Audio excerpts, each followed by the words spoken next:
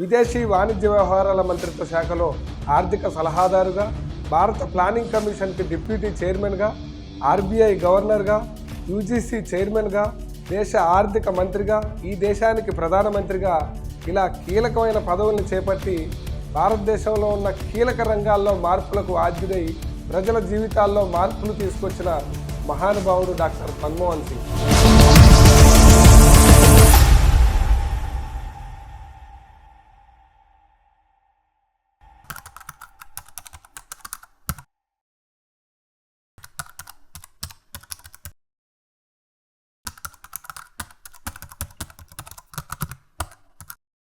(1991) రాజీవ్ గాంధీ హత్య అనంతరం దేశ ప్రధానమంత్రి పదవిని చేపట్టిన పివి నరసింహారావుకి ఆర్థిక నిపుణుడైన మన్మోహన్ సింగ్ ఒక ఆశాకిరణంలాగా కనిపించిండు. ఎందుకంటే ఆ రోజుల్లో ఉన్న ఆర్థిక పరిస్థితి అలాంటిది. విదేశీ మారక నిల్వలు కూడా చెల్లించలేని పరిస్థితి. కేవలం 15 రోజులకే మన దేశ బ్యాంకుల్లో డబ్బు ఉన్నది. ఆ సందర్భంలో మన్మోహన్ సింగ్ చాకచక్యంగా భారతీయ బ్యాంకుల్లో ఉన్న బంగారాన్ని అంతా కూడా ఇంగ్లాండ్ బ్యాంకుల్లో తాకట్టు పెట్టి బ్యాంకులకి డబ్బులు చెల్లించడం జరిగింది. అట్లనే 91లో బడ్జెట్ ప్రవేశపెడుతూ ప్రపంచంలో ఏ భావానికైనా ఒక సందర్భం వస్తుంది, ఆ సందర్భం వచ్చినప్పుడు భూమి మీద ఏ శక్తి కూడా ఆ భావాన్ని ఆపలేదని ప్రముఖ విఖ్యాత ఫ్రెంచ్ కవి విక్టర్ హ్యూగో అన్న మాటల్ని ఆయన ఉటంకించడం జరిగింది. 1978లో చైనా మార్కెట్ ఎలా అయితే ప్రపంచ మార్కెట్ కు ఓపెన్ అయిందో భారతదేశ మార్కెట్ కూడా ప్రపంచానికి అలా ఓపెన్ అవ్వాలని కలలు కంటున్న పివి నరసింహారావుకి మన్మోహన్ సింగ్ అనేవాడు ఒక జోడెద్దులాగా నిలబడి భారత ఆర్థిక వ్యవస్థని ప్రపంచ మార్కెట్ కి తలుపులు తెరిచే విధంగా 1991 బడ్జెట్ లో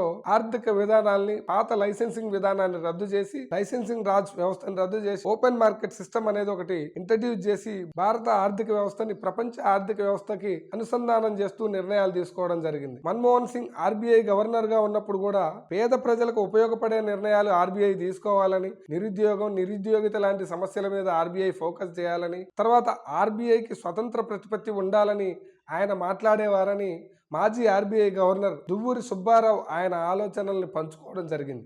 9 సంవత్సరాలు ప్రధానమంత్రిగా భారతదేశానికి సేవలందించిన మన్మోహన్ సింగ్ కాలంలో ఈ దేశ ప్రజల జీవితాలను మార్చే విధంగా కొన్ని కీలకమైన నిర్ణయాలు తీసుకోవడం జరిగింది. గ్రామీణ ప్రాంతాల్లో ఉండే నిరుద్యోగం, పేదరికం తొలగిపోవడానికి 2005లో వచ్చిన మహాత్మా గాంధీ జాతీయ గ్రామీణ ఉపాధి హామీ పథకం కానీ, గ్రామీణ ప్రాంతాల్లో నివసించే పేద ప్రజల ఆరోగ్యం బాగుండడానికి నేషనల్ రూరల్ హెల్త్ మిషన్ కానీ, దేశంలో 6 నుంచి 14 సంవత్సరాల వయసు మధ్యలో ఉన్న పిల్లలకు విద్య అనేది ఒక ప్రాథమిక హక్కుగా మార్చిన 2009 విద్యా హక్కు చట్టం కానీ, తర్వాత ప్రభుత్వ నిర్ణయాలు ప్రజలు తెలుసుకునే విధంగా సమాచార హక్కు చట్టం కానీ, తర్వాత దేశంలో నివసించే పేద ప్రజలకు ఆహార భద్రత అనేది హక్కుగా మార్చిన 2013 ఆహార భద్రత చట్టం కానీ ప్రజల జీవితాల్లో మౌలిక మార్పులు తీసుకొచ్చిన నిర్ణయాలన్నమాట. ఎంత గొప్ప వ్యక్తికైనా సరే విమర్శ అనేది తప్పదు అనేది చరిత్ర చెప్తుంది. మన్మోహన్ సింగ్ దానికి అతీతుడు కాదు. రబ్బర్ స్టాంప్ ప్రధానమంత్రి అని, తర్వాత యాక్సిడెంటల్ ప్రైమ్ మినిస్టర్ అని, 1984 ఇందిరాగాంధీ హత్య అనంతరం చిక్కుల్ని ఊచకోత కోసిన కాంగ్రెస్